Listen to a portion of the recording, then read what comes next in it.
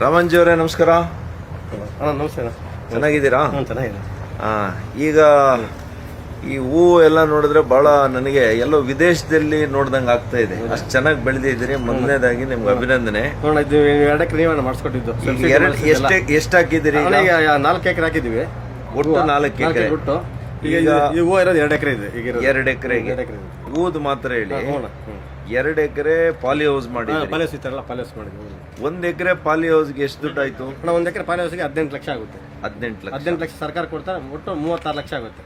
ಅಲ್ಲಿಗೆ ಸಬ್ಸಿಡಿ ನಮ್ಮ ಗವರ್ಮೆಂಟ್ ಇಂದ ಎಷ್ಟು ಸಿಕ್ತು? 18 ಲಕ್ಷ ಬಂದಿದೆ 1 ಎಕರೆಗೆ. 1 ಎಕರೆಗೆ ಅಲ್ಲಿಗೆ 36 ಲಕ್ಷ ನಮ್ಮ ಕೇಂದ್ರ ಸರ್ಕಾರ, ಮಾನ್ಯ ಮೋದಿ ಸರ್ಕಾರ ಇವತ್ತು ನಿಮಗೆ 36 ಲಕ್ಷ ಸಬ್ಸಿಡಿ ಕೊಟ್ಟಿದ್ದಾರೆ. ನಾನೇ ಅಲ್ವಾ ಮಾಡಿಸ್ಕೊಟ್ಟಿದ್ದೆ.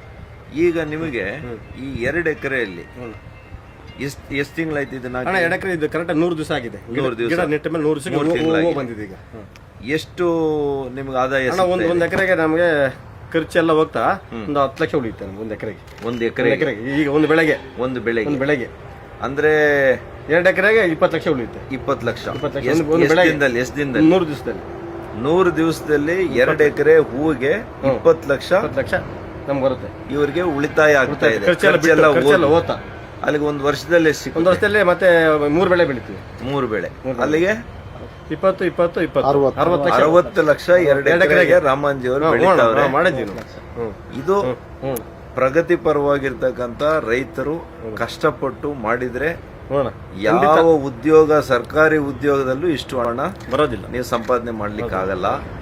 ಇದನ್ನೇ ಮಾನ್ಯ ಪ್ರಧಾನ ಮಂತ್ರಿ ನರೇಂದ್ರ ಮೋದಿಜಿಯವರು ನಮ್ಗೆ ಹೇಳ್ತಾ ಇರುವಂಥದ್ದು, ರೈತರನ್ನ ನಾವು ಉಳಿಸ್ಬೇಕು, ರೈತನ ಬೆಳೆಸಬೇಕು, ರೈತರ ಆದಾಯ ಹೆಚ್ಚು ಮಾಡಬೇಕು ಅಂದರೆ ಈ ರೀತಿಯಲ್ಲಿ ಒಂದು ಇಂಟಿಗ್ರೇಟೆಡ್, ಇಲ್ಲಿ ಹೂ ಹಾಕಿದ್ದಾರೆ, ಪಕ್ಕದಲ್ಲಿ ಹಣ್ಣು ಹಾಕಿದ್ದಾರೆ, ದ್ರಾಕ್ಷಿ ಹಣ್ಣು, ಹೀಗೆ ಒಂದೇ ಜಮೀನಿನಲ್ಲಿ ಹಲವಾರು ರೀತಿಯ ಬೆಳೆಗಳನ್ನು ಬೆಳೆದಾಗ ಅವರಿಗೆ ಹೆಚ್ಚಿನ ಒಂದು ಆದಾಯ ಬರಲಿಕ್ಕೆ ಸಾಧ್ಯ ಆಗ್ತದೆ.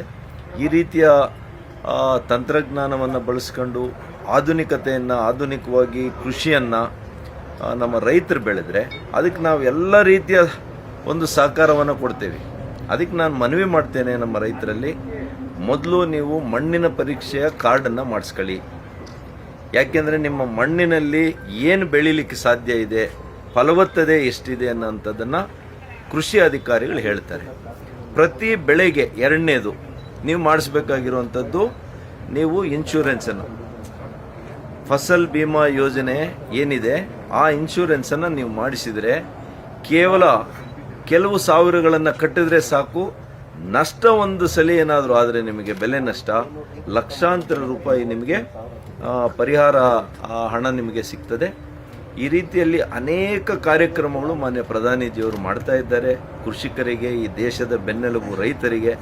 ಇದನ್ನು ನಮ್ಮ ರಾಮಂಜಿ ರೀತಿಯಲ್ಲಿ ನಮ್ಮ ರೈತರು ಬಳಸ್ಕೋಬೇಕು ಅಂತೇಳಿ ನಾನು ಮನವಿ ಮಾಡ್ತೀನಿ. ನಮಸ್ಕಾರ.